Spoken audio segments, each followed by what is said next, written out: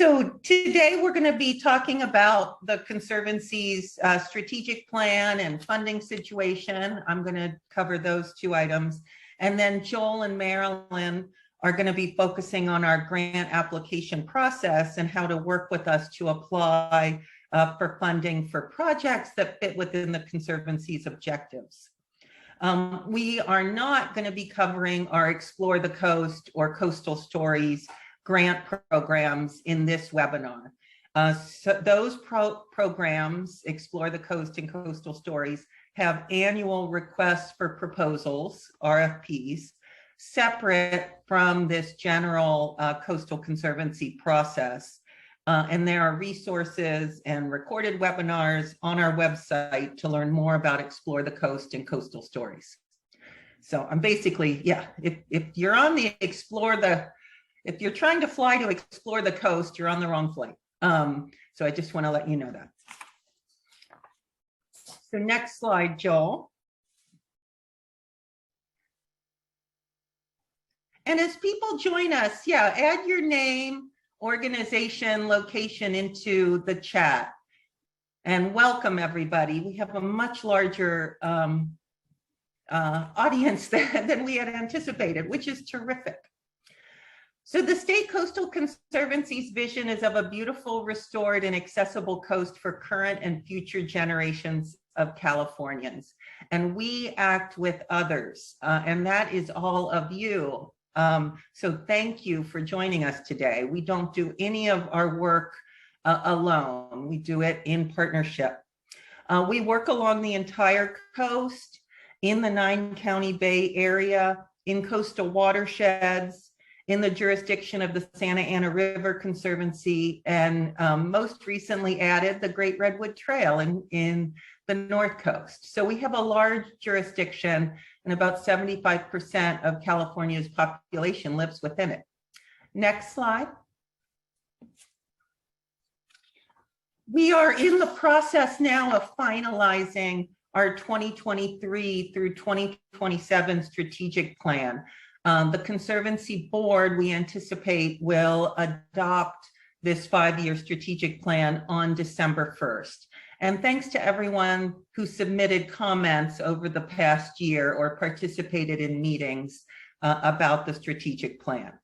This plan lays out our vision, goals, and measurable objectives. And we will report on our progress meeting those objectives annually to the Conservancy Board. The plan was developed in the context of 3 major drivers, and I'll touch on each of these drivers in the next few slides. But they are addressing inequity, the climate crisis, and funding, which is fortunately at the state level matching the urgency of the moment. And more in a couple slides on the Conservancy funds.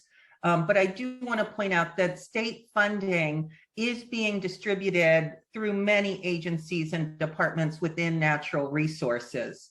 And there's a 30 by 30 webinar series, discussions with many different agencies and departments managing funds within resources. That's a helpful tool for learning about other agencies' funding. Today, we're just going to be talking about the Coastal Conservancy's funding. The key strategies for implementation of the goals in our strategic plan include implementing existing state and regional plans. So that includes the Pathways to 30 by 30 and other state and regional plans. Accelerating action, particularly on projects that have been in the planning stage for years, if not decades, on the California coast. And building capacity and investing in meaningful engagement through supporting community-based groups in leading or engaging in projects. Next slide. So our strategic plan is divided into 5 major goals. The first is prioritizing equity. And within that goal, we have 4 different objectives. The first is that at least 40% of our funding will benefit systemically excluded communities.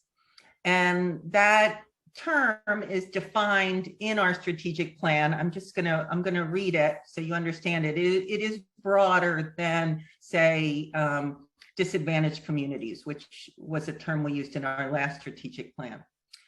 Systemically excluded communities include, but are not limited to, Black, Latino, Indigenous and Native American, Asian American and Pacific Islander, and other persons of color, members of religious minorities, LGBTQ+ persons, persons with disabilities, persons who live in rural areas, low-income communities, non-English speakers, and persons otherwise adversely affected by persistent poverty, pollution burden, or inequality.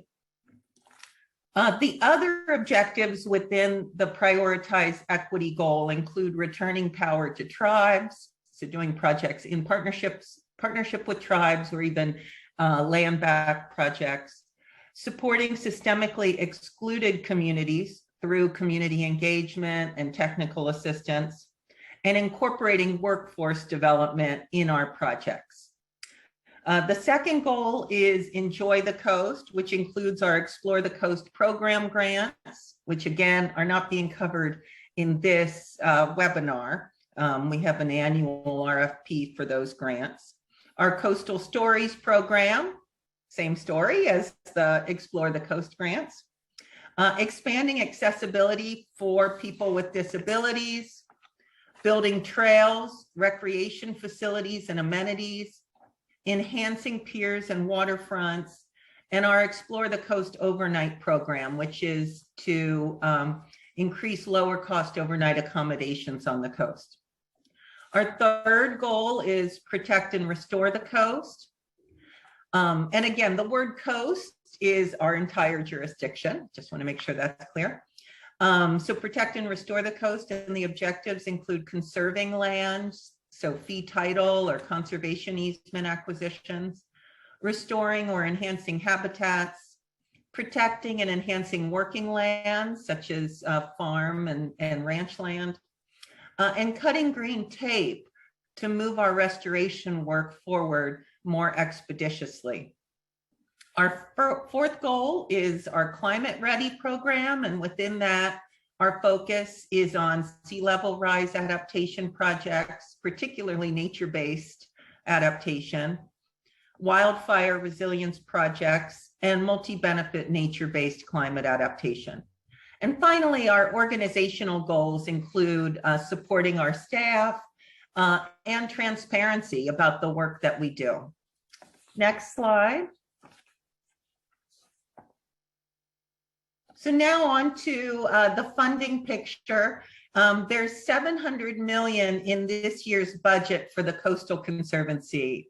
This demonstrates a really significant commitment to coastal resilience at the state level. To break that down a bit, about half of it, or exactly half of it, $350 million is for climate resilience on the coast, and that is pretty broadly defined. $160 million for sea level rise resilience, and out of that, $120 million is for nature-based sea level rise resilience. $50 million for acquisitions that allow for nature-based solutions to climate change.